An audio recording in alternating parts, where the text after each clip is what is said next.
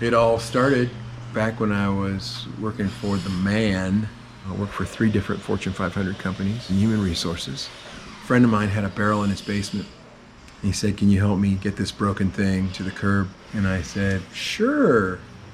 But I didn't take it to the curb. I took it home and put it back together and made it back into the barrel and tore it apart after I put it together and made a cabinet out of it and a couple other little things I added to it. It turned out being a wine bar. And of course that friend wanted it back. And well, we're still friends. And that's kind of how it all started. So from that one design, I realized that I didn't want to work for the man anymore. I wanted to do stuff for myself and made things out of barrels. And I picked up my first truckload of barrels with my good friend Sam. He rode with me to Kentucky and we bought some bourbon barrels and put 90 bourbon barrels in the back of a Ryder truck and came back to my house, filled the garage, stacked them next to the garage, next to the house. The neighbors thought I was breaking some zoning laws, but that's how it initially got started with the bourbon barrels. Over time, we realized that wine barrels are a little cleaner than bourbon barrels. So we decided to take bourbon barrels apart and use the integral parts to make furniture. And to go with wine barrels for tables. We get our barrels from places like Hungary and France, and quite a bit from the US also. So we have a couple part-timers and a couple full-time people. We have a pretty broad product line made from a barrel and barrel parts. We have about 8 different stools that we make from a barrel, 4 or 5 different tables from a barrel, and of course a plethora of other things. Point of no return.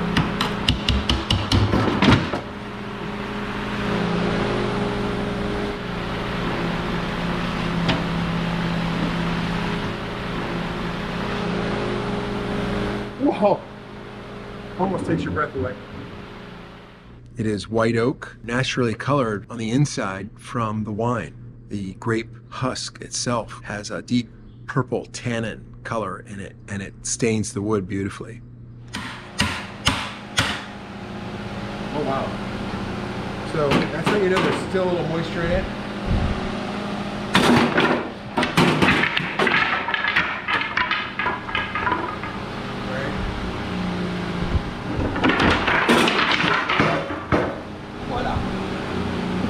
That is a nice barrel.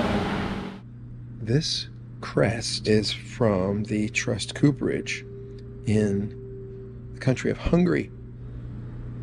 This barrel head and its parts will be used for an end table.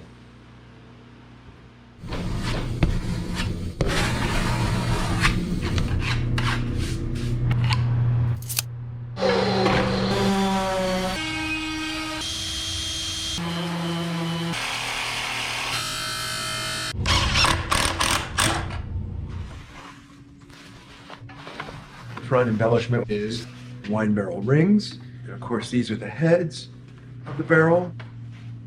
And these are the staves from the barrel. You can still see the crest from the Trust cooperage in Hungary.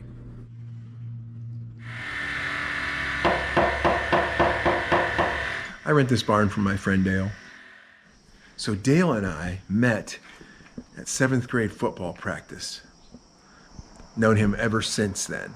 We were in high school together, and I ran into Dale and his wife at an art show in Cleveland. My dad and I were part of the artist group that was there. Dale asked me where I was building the product line. I told him I was in my garage, and he said, "Oh, I have a barn if you're ever interested." And I said, "Oh, that might be an idea," but I said, "It's so big, I'll never fill that." And of course, you look around now, we need 2 of them. But Dale has been great.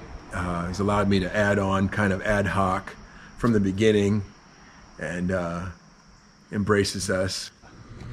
Yeah, the previous tenant in this building, they affectionately called Smelly Jerry, and he had some BO problems, and Chris's office smelled like that for probably 6-8 years, and it's finally worn off. But no, we don't call him Smelly Chris. Well, not to his face, but it's been an upgrade in my renters, and so I'm glad to have him here.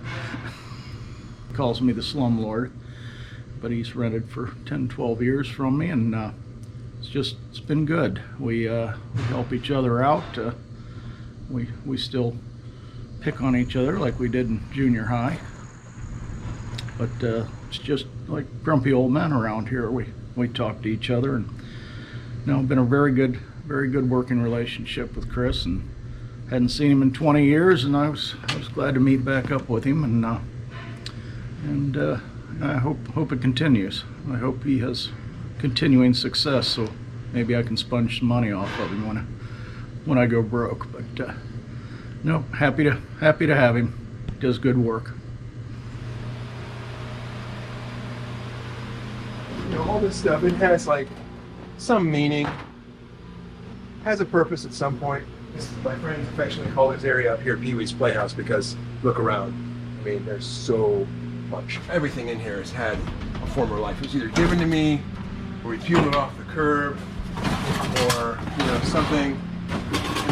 In the interest of art, old radios, radio parts, piano parts, an old Harrow plow. There's got to be a chandelier at some point. Isn't that great? I do love that. I've been here for about 12 years. Dale has been great. He's helped me out quite a bit along the way. Those months that were kind of lean, he's been very understanding. And of course now, I can attribute some of that growth to the kind gestures from him and his wife.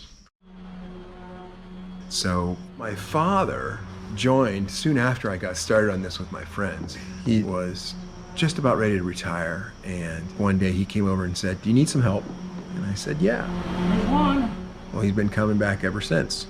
And being a retired architect, he's made my job harder, but he's definitely enriched it in ways that I would never have expected, not just with his superior intelligence and design ability and all that, but his point of view has opened my eyes in terms of what other people might be looking for, in terms of all the different options that you can place in the furniture design realm and a piece of art.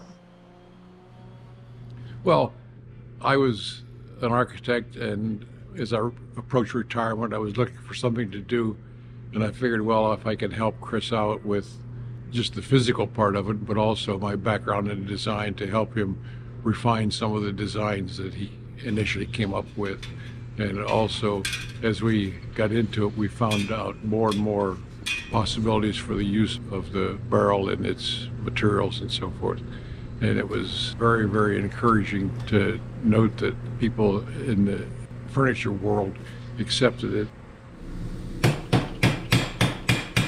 I'm very proud of Chris. Initially, he was working for a large company, and he just found out that it wasn't suiting his personality. And he decided he wanted to do something different, and this opportunity came along with the barrels.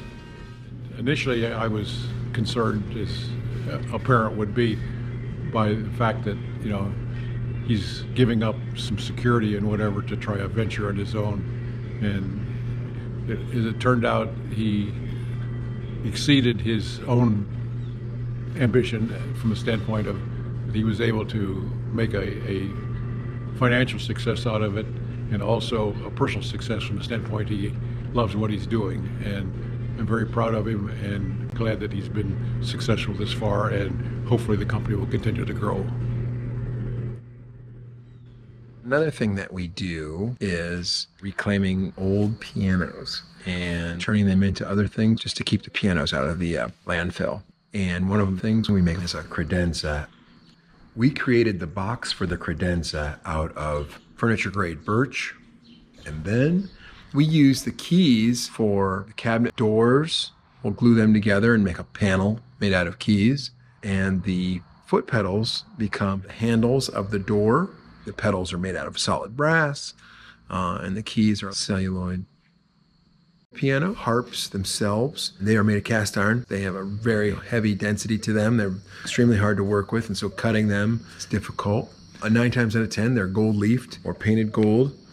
The harp for the credenza is from the manufacturer out of New York by the name of Hardman and Peck and Company. This piece was made somewhere in the early 1900s. And then, of course, we disassembled it roughly 110 years later. We have called this piece the cadenza credenza, made from the parts of 4 reclaimed pianos.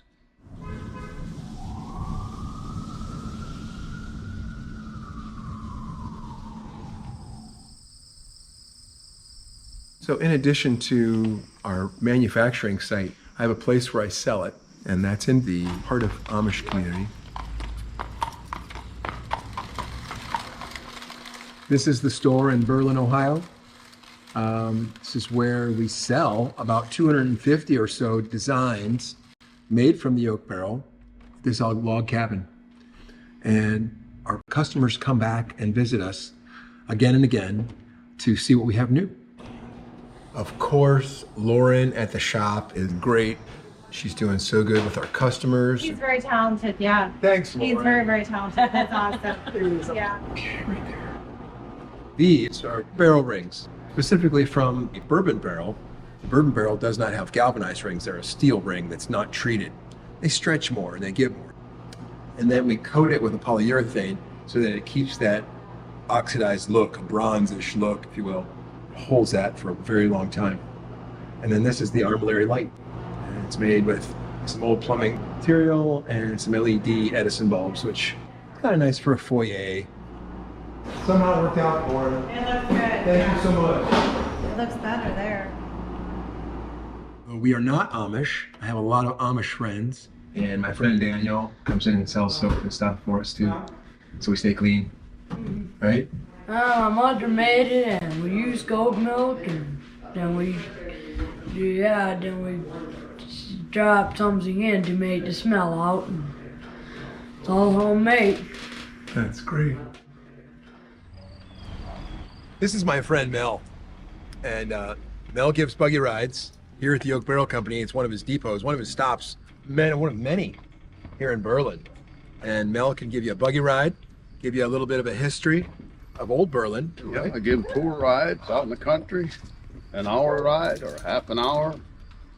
Get to see people out working in the fields with mules and draft horses. Mel, are we gonna go for a drink later? Probably. Where's the cooler? I've got some good German Pilsner held back just for you. Got Amish whiskey too. Oh boy, what is that?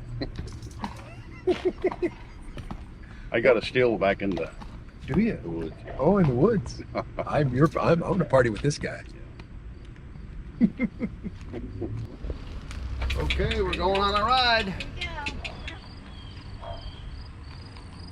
So I do love what I do. I love waking up every day, trying to make a difference, reducing our carbon footprint in all that we do. And it's super important to reuse what we currently have on the planet. My hope is to continue to do this and come up with new ideas and continue to foster relationships that we have here, both locally, as well as make new ones for those that come visit.